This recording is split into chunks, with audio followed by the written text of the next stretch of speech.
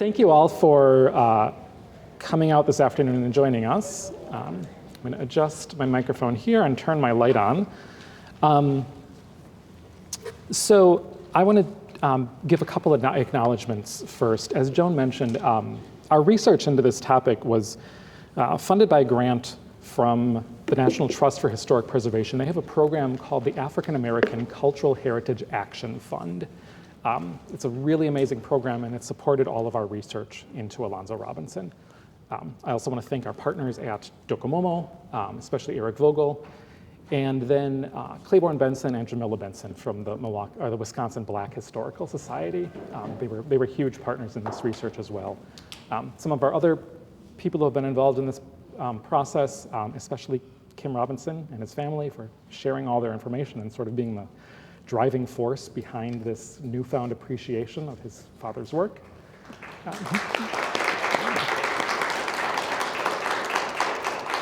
And then I also want to thank Valerie and Bob and all the archive staff for pulling out materials that we can take a look at afterwards, and then also being able to find all these great reference materials.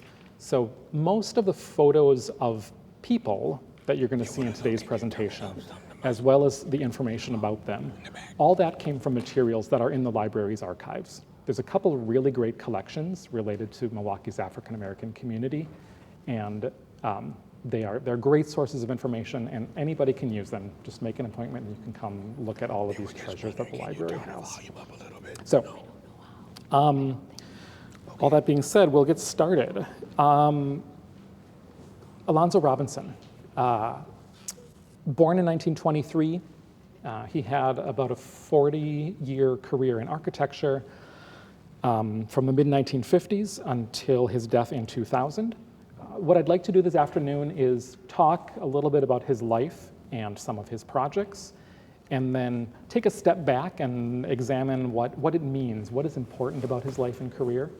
And then we're going to bring Kim up, and we're going to have a Q&A and maybe some, and then we'll have a conversation with Kim afterwards, and then there'll be time to look at the materials after all that. Getting ahead of myself here. Alonzo Robinson was born in Asheville, North Carolina. When he was about 5 years old, his family moved to Wilmington, Delaware, where his mother worked in domestic service. Robinson studied drafting at the Delaware State University High School. Louder when you speak in this. Alonzo Robinson, born in Asheville, North Carolina, moved to Wilmington, Delaware, where he spent his childhood. His mother worked in domestic service.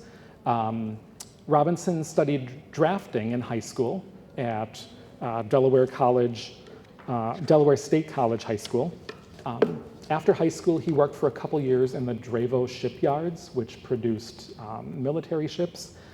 And then in World War II, Robinson served in the US Navy. He was a technical sergeant. He was stationed in Okinawa. And then after the war, he came back and he went to Howard University in Washington, DC. So Howard is one of the historically Black colleges and universities.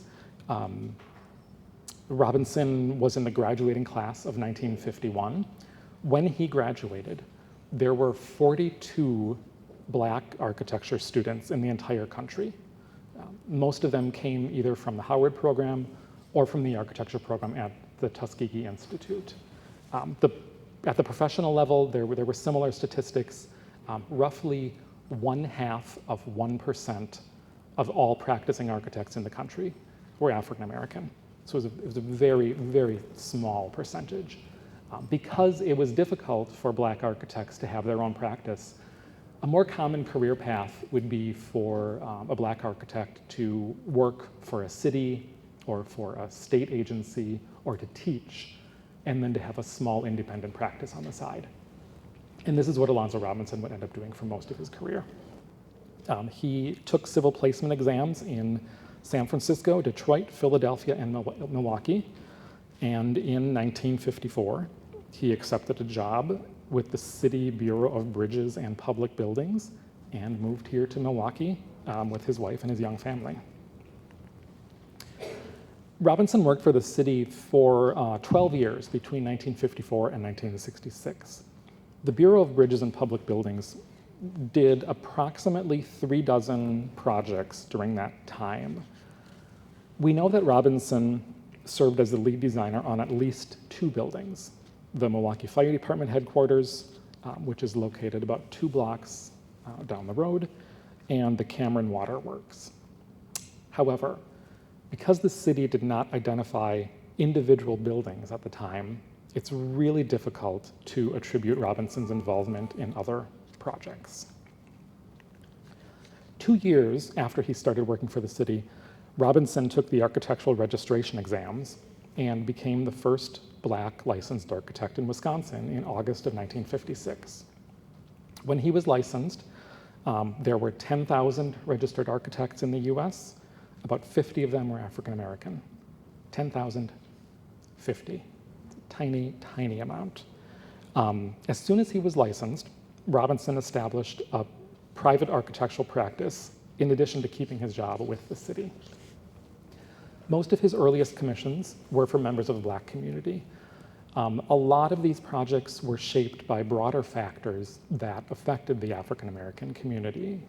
Things like discriminatory practices that limited where African Americans could live or open businesses, or issues like limited access to financing. As Robinson explained in a 1973 interview, it's not the fault of the architect that there's not much room for creativity.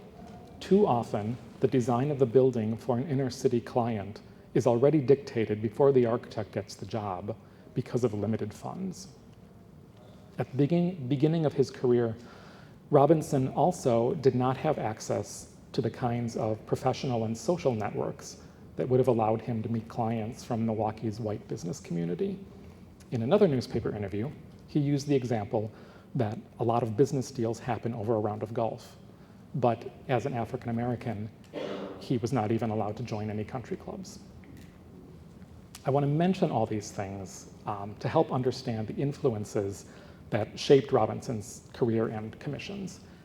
We're not going to focus on what he was prevented from doing because of racism and discrimination. It's a part of the story, but I want to focus on what he did achieve as a designer and a community leader. So Robinson's very first private commission was for a house for William and Cassandra Kelly. William Kelly was the longtime leader of the Milwaukee Urban League, beginning in 1928. And by the time they commissioned this house, Kelly was at the end of his career. In what was arguably his last battle, he decided to build a house in Wauwatosa to demonstrate that the Black population could live in any of Milwaukee's suburbs. Wauwatosa was historically known as one of Milwaukee's whitest suburbs. In fact, when the Kellys began planning for their new house, there was only one other Black resident in Wauwatosa. This was a man named Zeddy Heiler, whose struggle to build a house had been well publicized and had involved vandalism, hate phone calls, and the Wauwatosa City Council imposing a 30-day moratorium on all building permits in the entire village. William Kelly hired Alonzo Robinson to design the new house a few months after Robinson was licensed. The Wauwatosa Building Board initially rejected 2 different designs of the house. Robinson's third design was finally approved after nearly a year. The Wauwatosa Building Board publicly stated in the Milwaukee Journal that the delays were due to the contemporary style of the house and not because of William Kelly's skin color. Robinson's second private commission was for Pilgrim Rest Missionary Baptist Church. The new church was designed to be constructed by congregation members in order to keep the costs down. Work began in October of 1959, but there were construction and financial difficulties, and it took 5 years to actually finish the building. The project for Pilgrim Rest brought recognition for Robinson, however, and it eventually led to 21 other projects for churches throughout his career. Another early commission was to remodel a medical office and clinic for Dr. Charles Atkinson. He was a Black physician who had also attended Howard University around the same time as Robinson. And this next set of projects was something that came as a sort of a surprise in Robinson's career. Beginning in 1962, Robinson designed 7 apartment buildings for 3 different real estate developers. All these developers were Jewish immigrants and Holocaust survivors who settled in the Sherman Park neighborhood following World War II. The Black community and the Jewish community, especially in the 1950s and 60s, often had similar shared experiences of discrimination. These two communities had this rich and complex relationship up through the Civil Rights era. The story of how Robinson came to meet these developers is still a mystery. It's certainly worthy of more study. So if anyone is interested in a research project, talk to me afterwards. So in 1966, Robinson left his position with the city and went completely into private practice with 2 engineers. The firm of DeQuarto, Robinson, and Crouch lasted for 6 years until around 1972. Robinson designed at least 25 projects as part of this partnership. He probably designed more, but he wasn't credited on plans for them. One of the projects that he did was for Hillside Nursing Home here in Milwaukee. This was owned and operated by Thelma Henderson, who was a licensed practical nurse.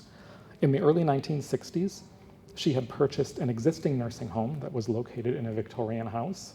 And in 1969, she commissioned Robinson to design a large addition to bring the facilities up to date.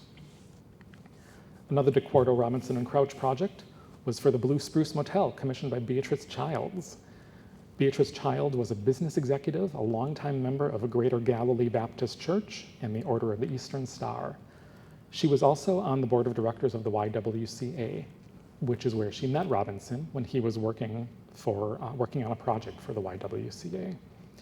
The Blue Spruce Motel was completed in 1970, and at the time of its completion, it was noted as the only Black hotel in Milwaukee. The next project is a bit of a surprise as well. This is an office building built in 1971 on the south side in a historically very white neighborhood. As most of you probably know, Milwaukee is divided in half by the Menominee River Valley. The north side, especially just north of downtown, was historically the heart of the city's Black community, and the south side was historically all white and closed off to African Americans. This office building was designed by Robinson, a Black architect, for a white ethnic fraternal organization, only 3 years after a series of very famous open housing marches that protested residential segregation on the south side. So knowing all those things about the client and about the location, Robinson seems like a really unlikely choice in this context. So I want to step back for a minute and talk about one of the bigger issues that is sort of forms the background of a lot of Robinson's work. This comes out of the Milwaukee Civil Rights era, and it relates to housing segregation. So prior to the 1960s, most African Americans in Milwaukee were limited to where they could live for several reasons. One of the reasons was redlining. These were maps developed in the 1930s and used by federal governments and banks and lenders to determine who could be given mortgages. Different neighborhoods and areas were graded by color. Green is the best, red is the worst. If a neighborhood was predominantly African American, or sometimes other immigrant groups or Jewish, this was seen as a threat to property values, and it was legal to categorically deny a mortgage to anyone living in that neighborhood. Because there was no opportunity for investment or redevelopment, redlined areas fell into cycles of inequality and segregation. And we're still seeing the effects of redlining today in environmental inequity and increased health problems in former redlined neighborhoods.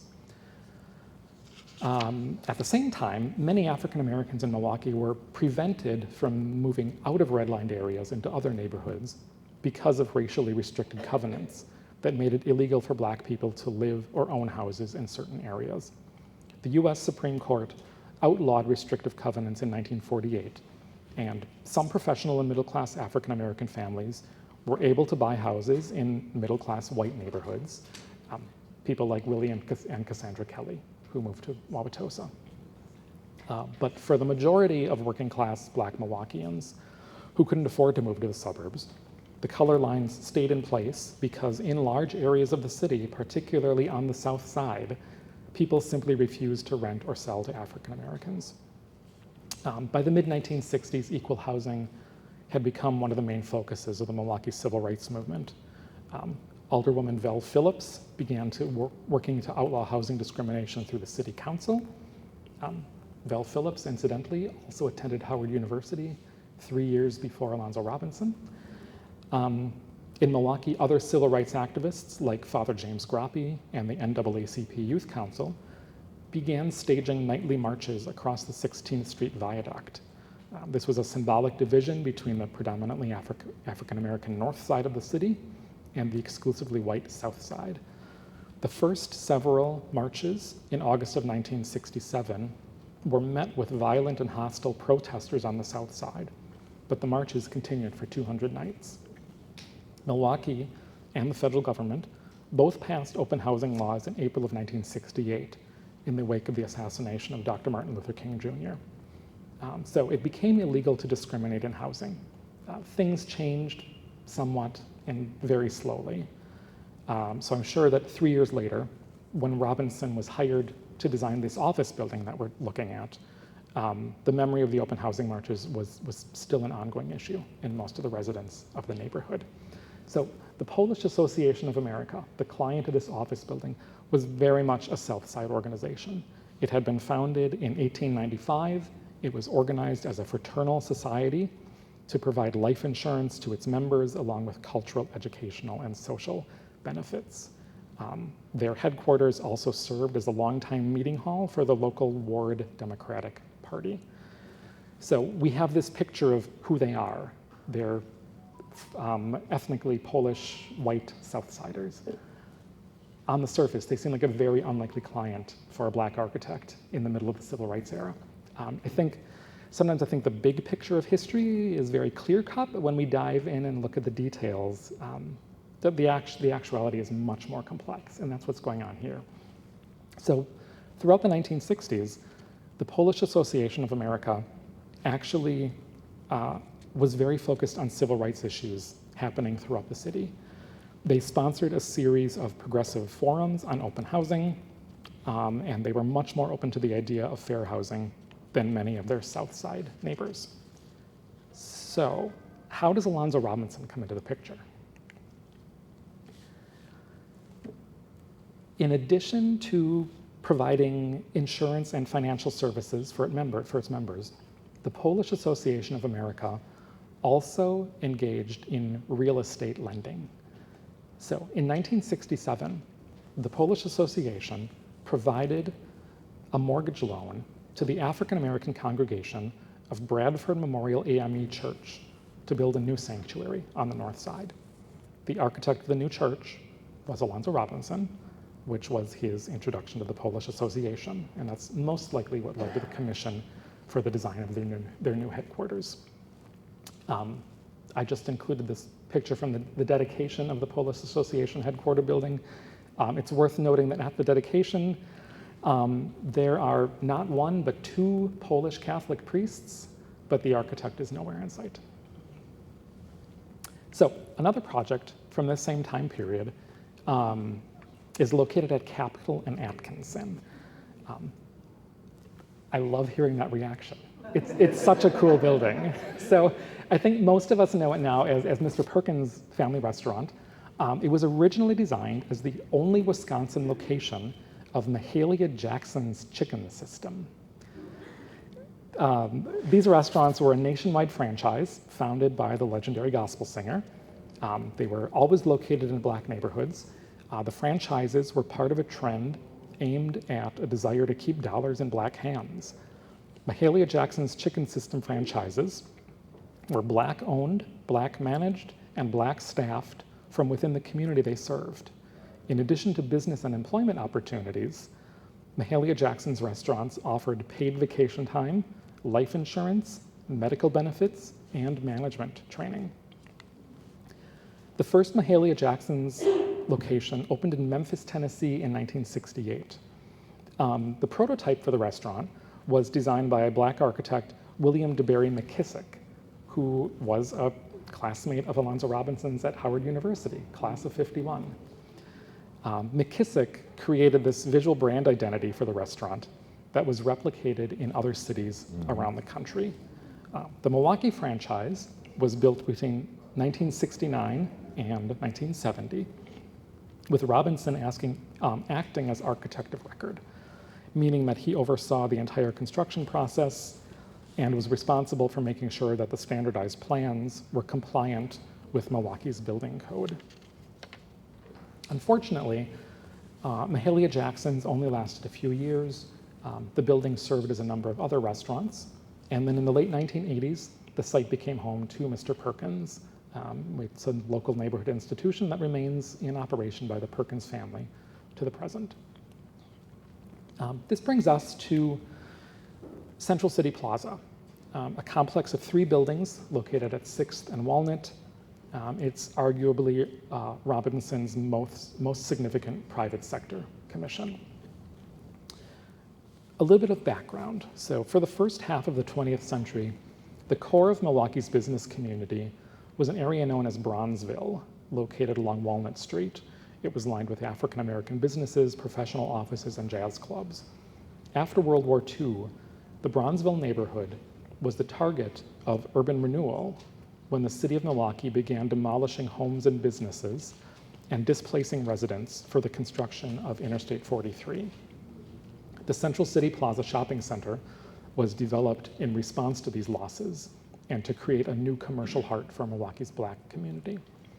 The Central City Plaza project was led by Kenneth Coulter, who was publisher of the Milwaukee Star, and Felmers Chaney, Milwaukee's first Black police sergeant, president of the Milwaukee chapter of the NAACP, and president of the North Milwaukee State Bank, one of only 3 minority-owned banks in Wisconsin. The Central City Plaza developers assembled a sophisticated financing structure with support from Northwestern Mutual, the Small Business Administration, Sears Roebuck, and a team of community investors who collectively gave 10% equity to the overall project. Alonzo Robinson was commissioned to design the new shopping center complex. Robinson's plan arranged 3 buildings around a central parking area. The complex contained a supermarket, a supper club, retail stores, professional offices, a bowling alley, and a motel. Robinson's design for Central City Plaza incorporated elements of the new formalist style of architecture, including these playful arches. These are things we frequently see on anchor department stores in suburban shopping malls. Alonzo Robinson is bringing them into the city.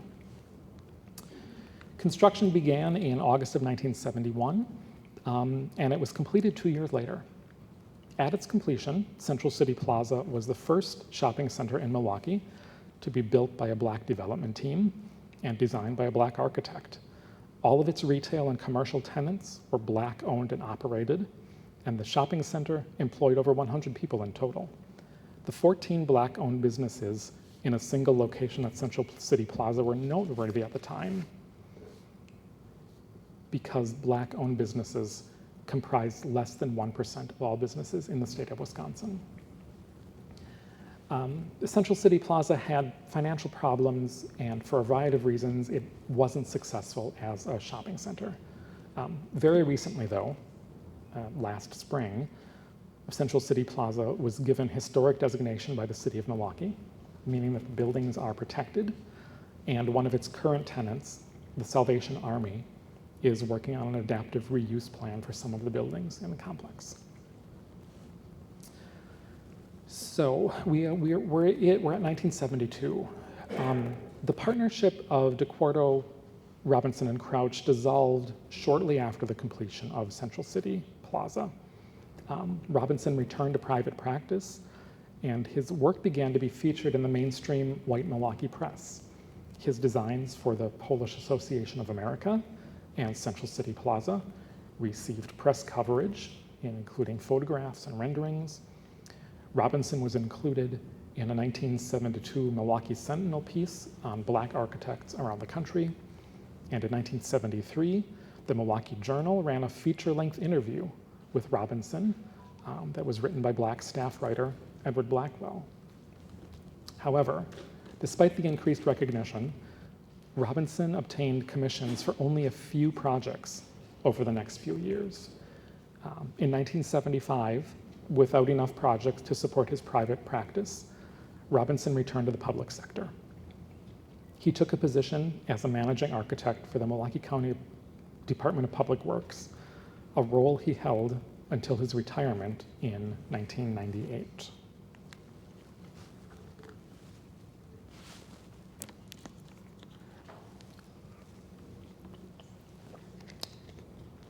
Robinson designed at least 36 projects during his tenure at Milwaukee County. He also served in a variety of other oversight roles for projects designed by other county staff and private sector consultants. Robinson's work for Milwaukee County encompassed a wide range of architectural services, from minor interior remodeling projects to renovation projects on existing buildings to full design of new buildings, like the design of the Kosciuszko Park Pavilion, which Robinson completed in 1980. Smaller projects were like an addition onto the Wilson Park Community Center, which Robinson designed in 1978. Now, Milwaukee County owns a lot of different kinds of properties, and in his role there, Robinson got to work on many of them. His county projects show his incredible versatility, especially in dealing with renovation projects to older existing buildings, many of which are landmarks. Here's just a couple of the county buildings that Robinson worked on.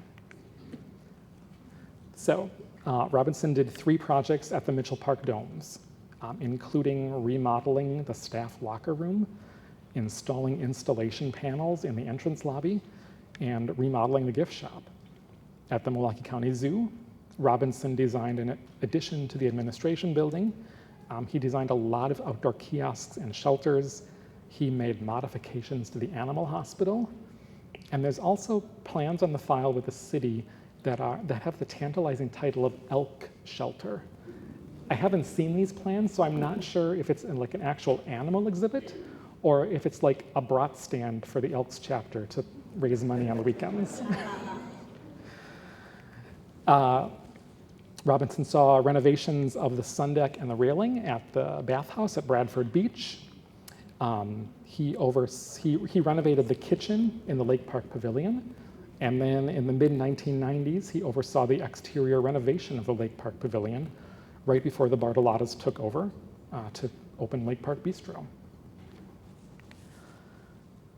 Robinson completed 3 projects at the safety building, including remodeling the sheriff's department storage areas, making alterations to the screening center, and designing a new weapons cleaning station. And at Mitchell Airport, he did 3 projects. He remodeled administrative offices. He designed a new baggage carousel, and he designed an addition to the fire station. And these last 2 images, I think, really reflect the incredible range of work that Robinson did for the county, ranging from the very large scale to the very small scale and kind of morbid. So, Milwaukee County Courthouse, built 1931. It's one of the largest county-owned buildings. One of Robinson's very first projects as a county architect was an interior remodeling of the Court of Appeals courtroom on the 6th floor. He also designed a new family court hearing room, a new law library. He worked on the loading docks. He renovated the kitchen and the cafeteria. He renovated bathrooms. He oversaw elevator upgrades. He also oversaw full restorations of the limestone exterior of the courthouse, completed in 2 phases between 1991 and 1992. And then, after finishing the full exterior renovation of the enormous county courthouse, Robinson moved on to another project 2 blocks north at the county medical examiner's office. The morgue needed new freezers. Guess who did the specification drawings? So all of these projects, both public sector and private sector, show that Robinson was an extremely versatile designer. He didn't have one set style, And he had the ability to deliver well-designed, attractive buildings, sometimes on tiny budgets, especially for his private sector commissions. So what I'd like to do now is sort of take a step back. We've seen a lot of his buildings. I would like to think about what is significant about his buildings. What can we learn from them? There are two main areas I'd like to discuss. One is the idea of his ability to design contextually, and the other is about his insistence on building community. So this idea of contextual modernism, what does this mean? So I guess by way of explanation, one of the initial ideas of modern architecture was that modern buildings should consciously reject the past. They should ignore things like traditional building forms or traditional architectural styles. The building on the left, seen here, is a great example of this approach. It's a little Masonic lodge. It's a really, really elegant modernist building, but it doesn't relate at all to the historic church or the historic apartment buildings around it. Robinson's best work takes a very different approach. He is intentionally designing buildings that fit into their surroundings, the other buildings around them. And yet they are still modern at the same time. So I like to think of this as contextual modernism. Robinson does this through a variety of ways. Some of them are very subtle. At Pilgrim Rest, seen here, this was his second private commission, remember? The church matches the scale of the surrounding duplexes. It sort of just nestles into its surrounding residential neighborhood. At Church of the Living God, completed in 1967, the zigzag roof line echoes the roof line of the surrounding houses in a subtle way, as you can see in the background. Robinson designed a small toilet building in Rose Park, which unfortunately was demolished last year. The Rose Park building, it was a modest building, but if you look closely, you realize that it referenced the forms of the main park pavilion, seen on the right. The roofs of the toilet building echo the dramatically sloped windowsills on the main building, and the prominent vertical piers on the main building are echoed in the staggered plan and the projecting corners on the smaller building.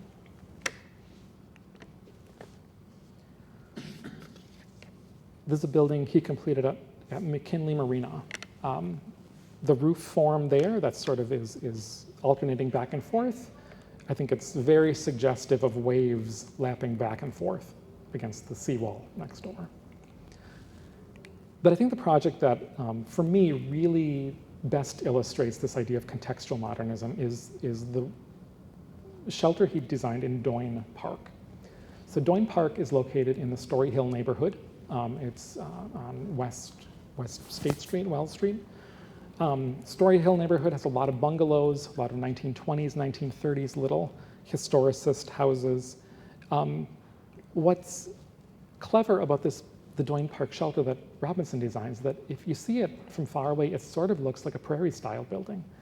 It has this low-hipped roof and these deep sheltering overhangs, and then it has these fieldstone walls that sort of nestle the building into the landscape, and it emphasizes the horizontality. So he's channeling the prairie style, but in a very modern way.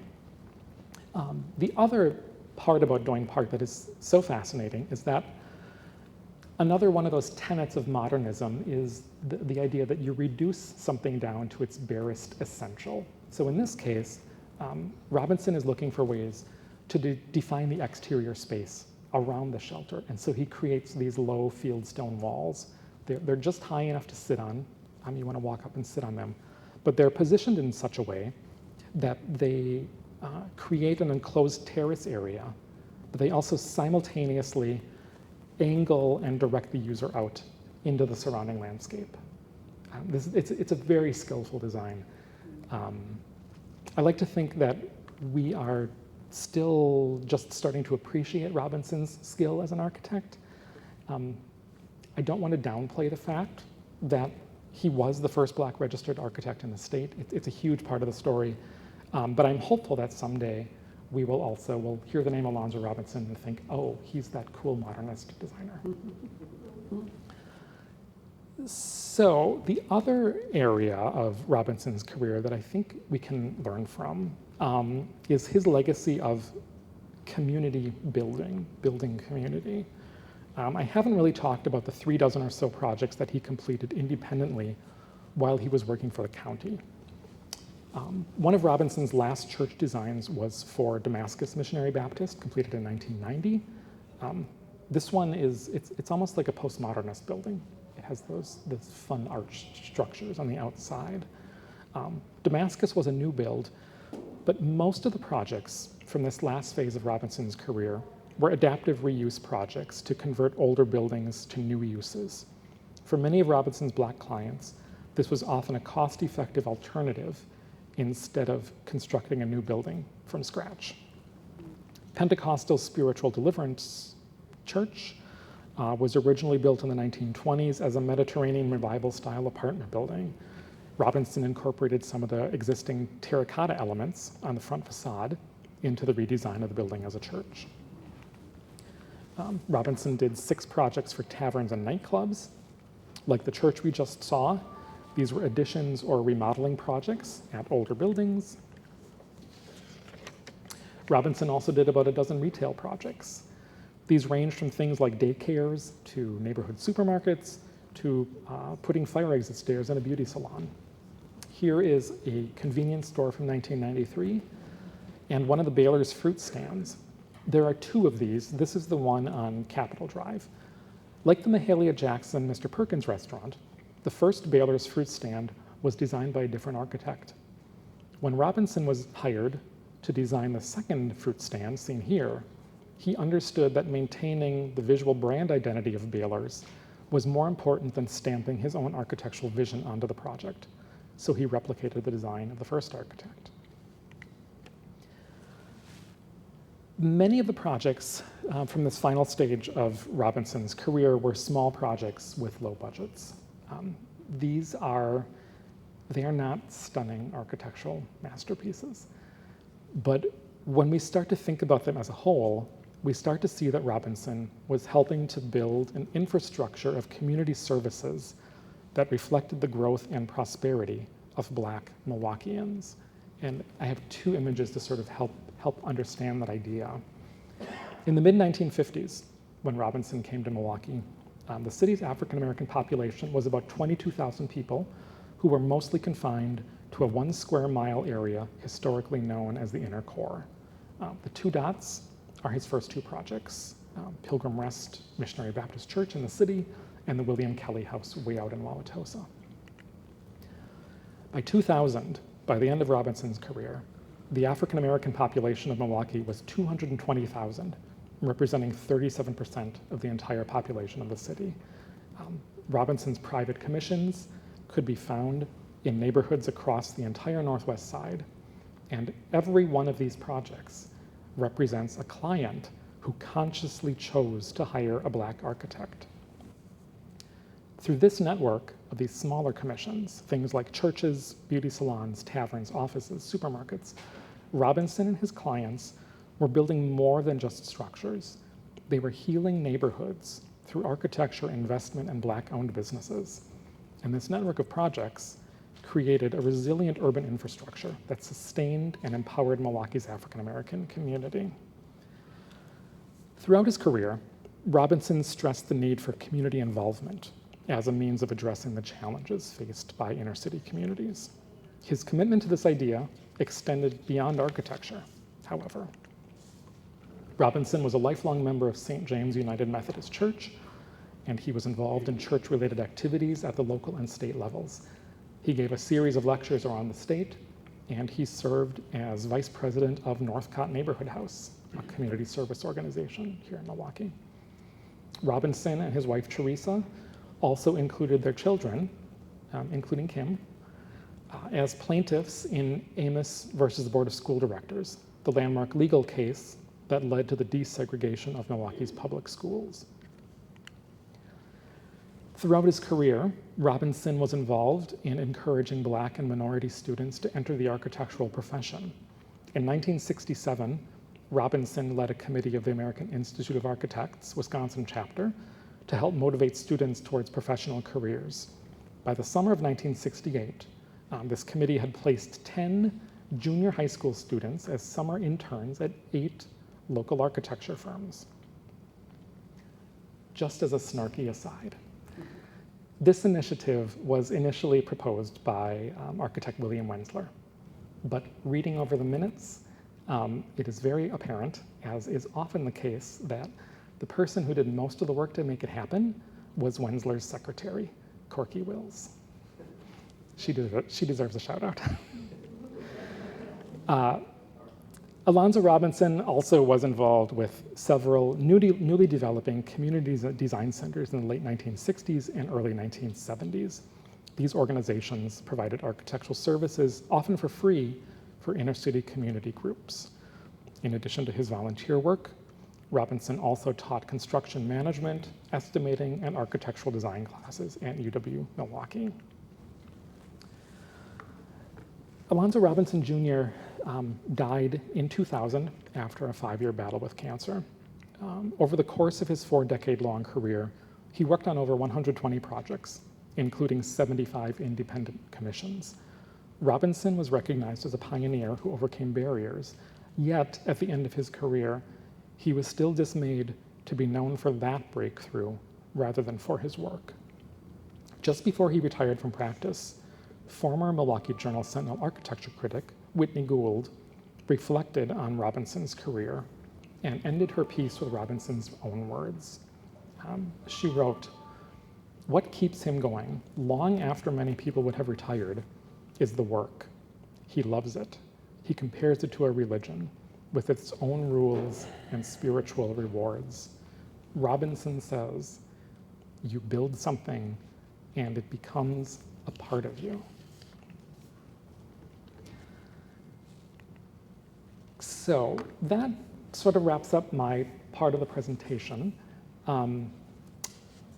We at UWM are in the process of creating a map website of all of Robinson's projects.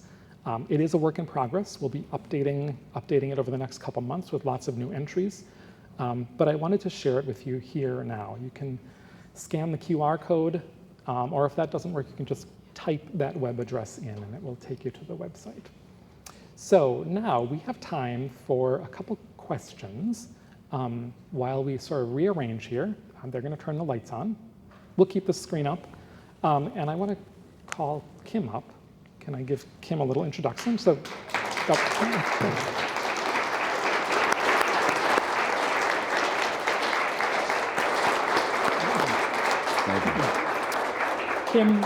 Kim Robinson, professional photographer, retired member of the Milwaukee Police Department, board member of Docomomo, Wisconsin, driving force behind the rediscovered appreciation of his father's career. Yes. So thank you for being here.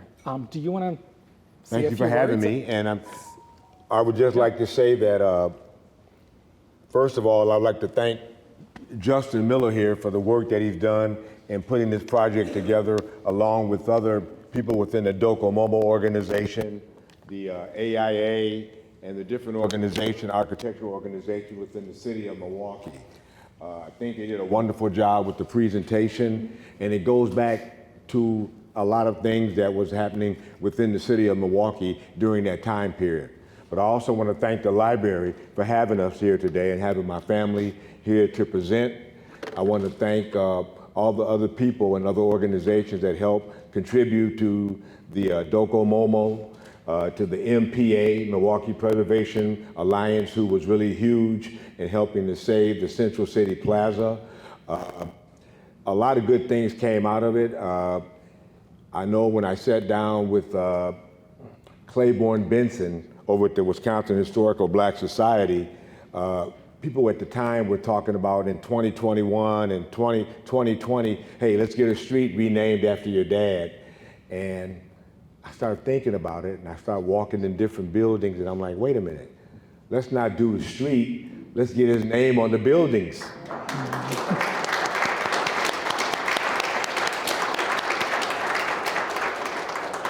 So I went over to the Milwaukee Fire Department Administration Building and spoke with Chief Lipsky. And I was able to sit in his office, and he pulled out the drawings of the Milwaukee Fire Department headquarters. And then when we started going through them, my dad's seal, Alonzo Robinson, designer. I'm like, amazing, you know. So like when he came here with building and bridges, he designed the building. And at the time, I didn't realize it because he didn't get a lot of recognition for what he had did. So Chief Lipsky allowed me to go to the Safety Academy. Being that I worked for the police department and came through the Safety Academy, I was allowed to work and go through the archives and find different photographs of the groundbreaking and different things that were happening at that time. But I did not find one photograph of my dad at the groundbreaking. So that kind of raised my hair, made my afro stand up. So then I said, hey, you know what? I have to do something. So I got together with Docomomo, Eric Vogel, Chris Roop, and a lot of other people and other architects in the community. And we sat down and started putting this project together. And it has evolved in something really, really big. I didn't know how big it was going to be, but it's constantly growing. And you know, when I look and you start to Google things and you say, hey, there's only 11 black architects in the state of Wisconsin. The majority of them are in Madison, and none of them are all of black American. They're different nationalities. So I said, we need to go on this little trip to make it be known to everyone how important it was for my father at that time to become the first black registered architect in Wisconsin. And he followed behind Paul Williams, who was born in 1894, who was an architect in Los Angeles. And Paul Williams, give a hand to Paul Williams.